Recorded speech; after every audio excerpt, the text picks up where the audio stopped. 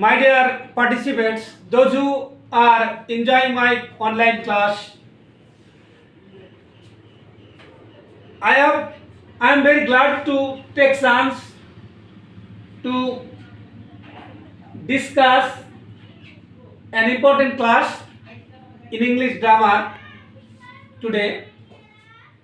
So I want to congratulate my affectionate student, those who are enjoying my online class today. Okay, my dear participants, today I want to discuss about the right form of verb. You know that right form of verb is very important topic and is very difficult topic. It's no doubt. Am I right? Dear participants, I think every student should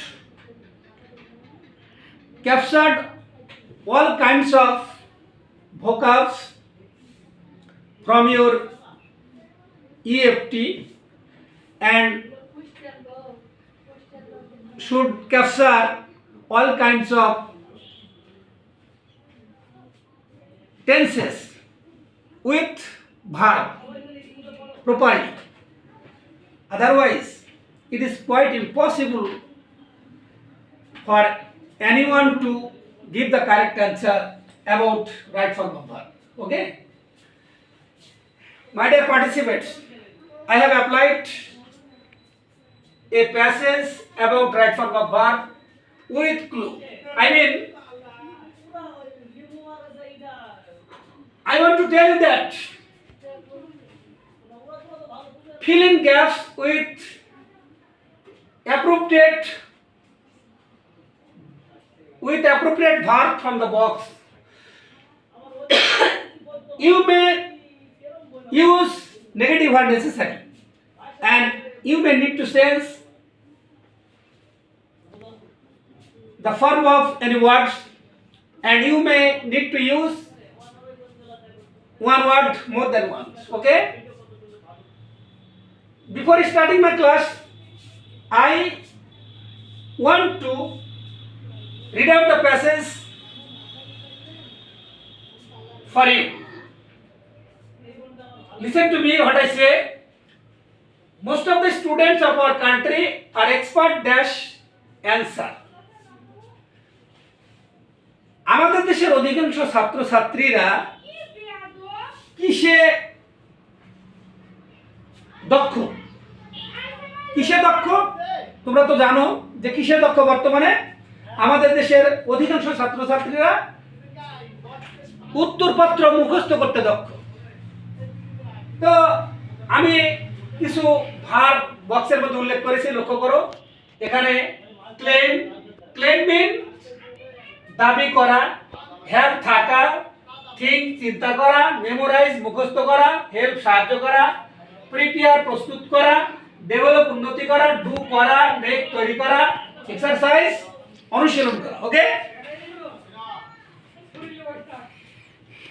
you should also know about these verbs. Okay, so at first you have to read out the passage again and again, and you have to guess every vocab which is delivered in the passage. Okay, প্রত্যেকটি শব্দ সম্পর্কে তোমাকে জানতে হবে এবং প্রত্যেকটি ওয়ার্ডের অর্থ জানা লাগবে এবং গল্পটিকে বারবার প্রতিবাদ করতে হবে। তো আমি তোমাদের সামনে পড়ে শোনাচ্ছি। Most of the students of our country are expert in dash answers. Okay, my dear participants, in dash answer তোমরা লক্ষ্য করো expert in this is phrase expert in মানে দক্ষ। আমাদের দেশের অধিকাংশ ছাত্রছাত্রীরা কিসে দক্ষ? উত্তরপত্র মুখস্থ করতে দক্ষ। am I right? মুখস্থ করা যদি কি তাহলে মেমোরাইজ। তাহলে এখানে আমরা সরাসরি যদি মেমোরাইজ ব্যবহার করি তাহলে উত্তরটা সঠিক হবে? ক্যান ইউ টেল মি উত্তরটা কি সঠিক হবে মাই ডিয়ার পার্টিসিপেন্টস? কখনো উত্তরটা সঠিক হবে না।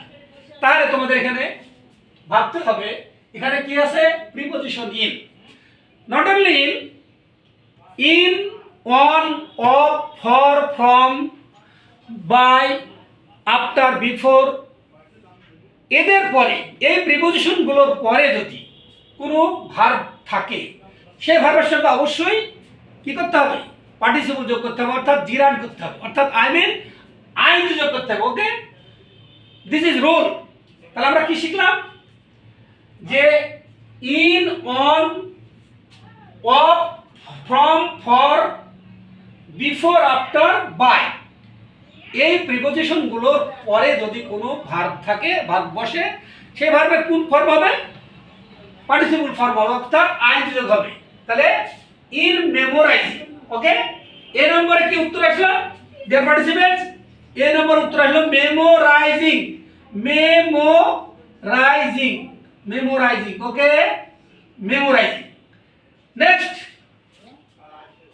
দে ড্যাশ নোটস দেমসেলভস। এখানে নোটস বলতে কি, উত্তরপত্র। নিজেরা আমরা কি করিনি, উত্তরপত্র কি করিনি, আমরা তৈরি করিনি। আমরা উপরে বক্সের মধ্যে ভার্বের ভিতরে দেখি, লক্ষ্য করি যে কোন ভার্বটা অ্যাপ্রোপ্রিয়েট হতে পারে, মে। তাহলে আমি আগে বলেছি তোমাদের যে রাইট ফর্ম অফ ভার্ব এমন একটা হাই থটের জিনিস, এটাকে ভাবতে হবে আগে। আমি আগে বলেছি যে you may use negative where necessary, যেখানে নেগেটিভের প্রয়োজন হবে সেখানে নেগেটিভ বানাতে হবে, যেখানে ভার্বের ফর্ম চেঞ্জ করা লাগবে সেখানে চেঞ্জ করতে হবে। তাহলে এখানে দেখা যাচ্ছে আমরা সরাসরি যদি মেক দিই তাহলে অর্থটা উল্টো হয়ে যাবে। তাহলে এখানে আমরা কি বলবো, এখানে বাক্যটাকে নেগেটিভ করতে হবে, তবে তা অ্যাপ্রোপ্রিয়েট হবে। তাহলে তারা নিজেরা নোট তৈরি করে না, নিজেরা নোট তৈরি করে না। তাহলে আমরা কি করব, this is present indefinite tense. তাহলে প্রেজেন্ট ইনডিফিনিট টেন্সের সাবজেক্টের পরে ডু নট বা ডাজ নট ব্যবহার করতে হয়।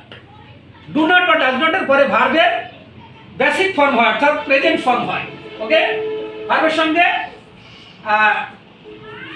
ডাজ নট যদি থাকে তাহলে ভার্বের বেসিক ফর্ম হয় এবং ডু নটের পরে বেসিক ফর্ম হয়। কিন্তু এখানে মনে রাখতে হবে সাবজেক্ট যদি প্লুরাল হয় তাহলে অক্সিলারি ভার্ব ডু নট হয়, আর সাবজেক্ট যদি থার্ড পারসন সিঙ্গুলার নাম্বার হয় ডাজ নট হয়। তাহলে এখানে ব্যবস্থা দে হচ্ছে third person plural number, they do not. তাহলে দে ডু নট মেক, এখানে বি নম্বরে বসবে do not make, do not make, do not make. Okay, do not make. তারা they do not make notes themselves, তারা নিজেরা কি করে না, নোট তৈরি করে না। দে গেট দেম, তারা সেগুলো পায়, dash by the tutors, dash by the tutor. Mind it my dear participants, they get them, এখানে কোনো অক্সিলারি ভার্ব নাই, কিন্তু এটাকে প্যাসিভ ফর্মে করা আছে, সেগুলো তারা পেয়ে থাকে প্রস্তুতকৃত। তাহলে প্রস্তুতকৃত পেয়ে থাকে, এখানে দেখা যাচ্ছে প্রস্তুত করা ইংরেজি প্রিপেয়ার। আর এখানে আমরা বুঝতে পারছি বাক্যে দেখা যাচ্ছে যে তারা সেগুলো তাদের গৃহ শিক্ষকের মাধ্যমে পেয়ে থাকে প্রস্তুতকৃত। তাহলে দে গেট দেম, তাহলে গেটটা ভার্ব, কিন্তু এখানে যদি এই সরাসরি প্রিপেয়ার কথাটাকে ব্যবহার করা হয় তাহলে সেই ভার্বটির কোন ফর্ম হয়, যেহেতু প্যাসিভ ফর্মে আছে তাহলে প্যাসিভ ফর্মে থাকলে ভার্বের পার্টিসিপল ফর্ম হয়, তাহলে প্রিপেয়ারের প্রিপেয়ার্ড হবে। ওকে, প্রিপেয়ার্ড, সি নম্বর হবে প্রিপেয়ার্ড, PREPARED। ওকে, প্রিপেয়ার্ড।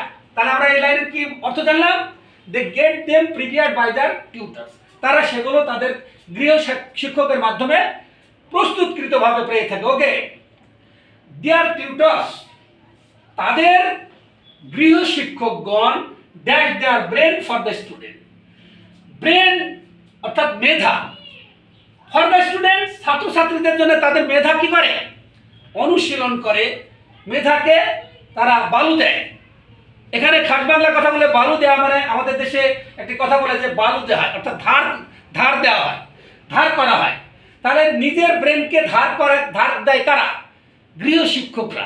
তারা রাত জেগে পড়াশোনা করে, তারা নোট তৈরি করে, ছাত্রছাত্রীদের মধ্যে বিলি করে, কিন্তু কোনো সময় তারা ছাত্রছাত্রীদেরকে নোট তৈরি করা শেখায় না। অর্থাৎ পড়াশোনা কারা করে, the tutors are very busy to exercise their brain for the students instead of student, ছাত্রছাত্রীদের পরিবর্তে তারা নিজেরাই ব্যস্ত থাকে তাদের মেধা অনুসরণ করার কাছে। Okay, am I right by dear students? আমি কি ঠিক বলছি? ওকে, এখানে লক্ষ্য করতে চাচ্ছি যে তাদের গৃহশিক্ষকগণ কি করে? অনুশীলন করে, তাদের ব্রেন ফর দ্য ছাত্রছাত্রীদের জন্য অনুশীলন করে। তাহলে অনুশীলন করে ইংরেজি কি? এক্সারসাইজ। এখানে উল্লেখ করা আছে এক্সারসাইজ। তাহলে এক্সারসাইজ মিন্স অনুশীলন করা। তাহলে এখানে দে এক্সারসাইজ, এখানে তে যেহেতু সাবজেক্ট প্লুরাল নাম্বার, ভার্বটি প্লুরাল নাম্বারই হবে, এখানে এস বাই এর যোগ হবে না, যেহেতু এটা প্রেজেন্ট ইনডেফিনিট। দে এক্সারসাইজ, তাহলে সি নম্বরে ডি নম্বর হবে কি? Exercise, E X E R C I S C. Okay, exercise. Next, আচ্ছা,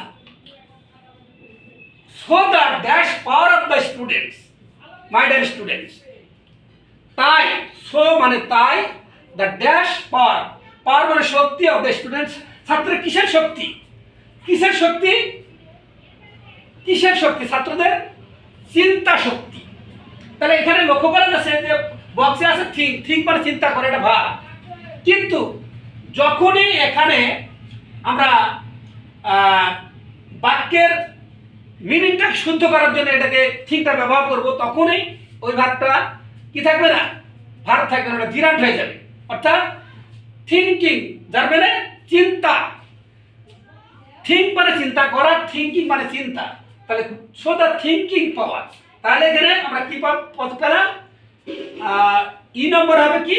thinking, THINKING, thinking power, thinking power. Okay, thinking power of the students dash develop power of the student dash, তাহলে তাই ছাত্রছাত্রীদের চিন্তা শক্তি কি উন্নতি করে না উন্নতি করে না? You should guess about this line. Okay, তাহলে আমরা কি বুঝতে পারলাম? যে ছাত্রছাত্রীদের চিন্তা শক্তির উন্নতি হয় না। তাহলে উন্নতি করে যদি কি? ডেভেলপ। তাহলে এখানে আমি আগেই বলেছি যেখানে নেগেটিভের প্রয়োজন হবে সেখানে নেগেটিভ ব্যবহার করতে হবে। তাহলে thinking power of the student does not develop. Okay, present inverted. এখানে এফ নম্বরে হবে does not develop, does not develop, does not develop, develop.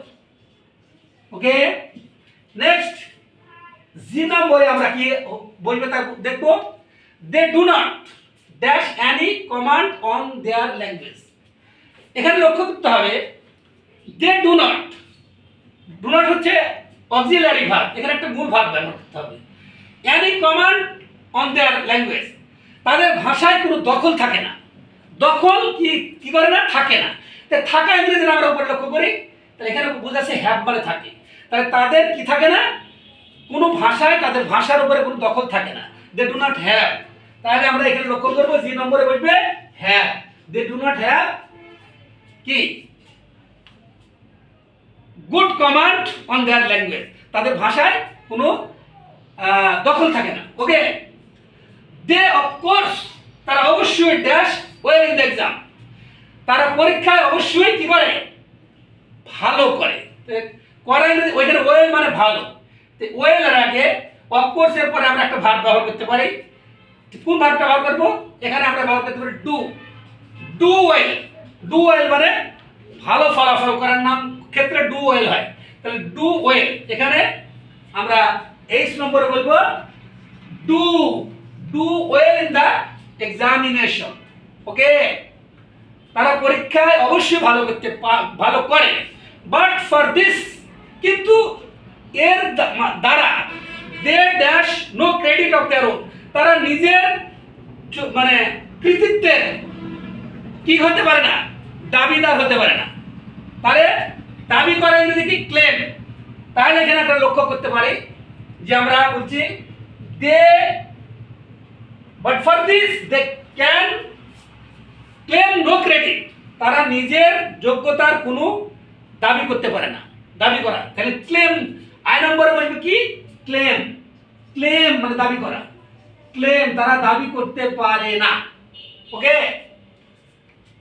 Next, this result does not dash them in their ল্যাটারে, পরবর্তী জীবনে এই ফলাফল তাদের কি করে না, সাহায্য করে না। This is present indefinite tense negative sentence. Okay, this result does not কি হেল্প, অর্থাৎ যে নম্বরে বলবে কি হেল্প, হেল্প।